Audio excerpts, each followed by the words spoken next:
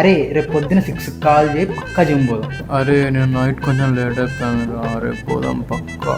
ఈ వీక్ ఎట్లనో 3 రోజులు అయిపోయినాయి. ఈ వీకెండ్ మంచిగా ఎంజాయ్ చేసి మన నుంచి పక్కా పోదాం.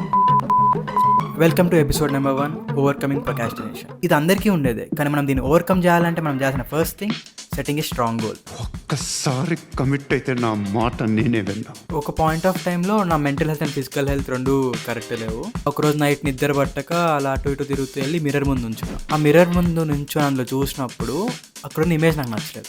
ఆ నైట్ డిసైడ్ అయ్యాను అనమాట, ఆ మిర్రర్లోని ఇమేజ్ని ఎలా అయినా నేను చేంజ్ చేయాలి అని చెప్పి. సో జిమ్కి వెళ్దాం అనుకున్నా, మెంబర్షిప్ తీసుకుందాం అనుకున్నప్పుడు 27th అనుకుంటా మంత్, ఇంకో 2 days ఫస్ట్కి వెళ్దాంలే ఇప్పుడేం వెళ్తాం అనిపించింది. సో ఈసారి నేనేం డిసైడ్ అయ్యా అంటే, ఓకే నేను ఈరోజు మెంబర్షిప్ తీసుకుంటాను. ఒకవేళ నాకు రేపు మార్నింగ్ వర్కౌట్ చేయాలి అనిపోయినా పర్లేదు, నేను ఆ టైంకి వెళ్ళి జిమ్లో ఊరికైనా కూర్చొని వస్తాను. అలా ప్రతిరోజు నాకు వర్కౌట్ చేయాలనిపించిన, మూడ్ లేకపోయినా ఎలా ఉన్నా ఆ టైంకి అయితే జిమ్కి వెళ్ళి కూర్చొని వచ్చాను అన్నమాట. ఆ ఒక్క డెసిషన్ చేంజ్డ్ ఎవ్రీథింగ్. అలా 1 week అయింది, 2 weeks అయింది. స్లోగా నేను వర్కౌట్ చేయడం స్టార్ట్ చేసా, జిమ్కి రెగ్యులర్ అయిపోయా, నా వర్కౌట్ ఎంజాయ్ చేయడం కూడా స్టార్ట్ చేశాను అనమాట. సో ఈ వీడియో నుంచి నేను చెప్పాలనుకుంటుంది ఏంటంటే, జస్ట్ షో అప్. మైండ్ ఎలా అన్నా ఉండని, మూడ్ ఉన్నని లేకపోని, రోజు ఒక టైం ఫిక్స్ అయ్యి ఆ టైంకి జిమ్కి వెళ్ళండి. Some day you will start working out.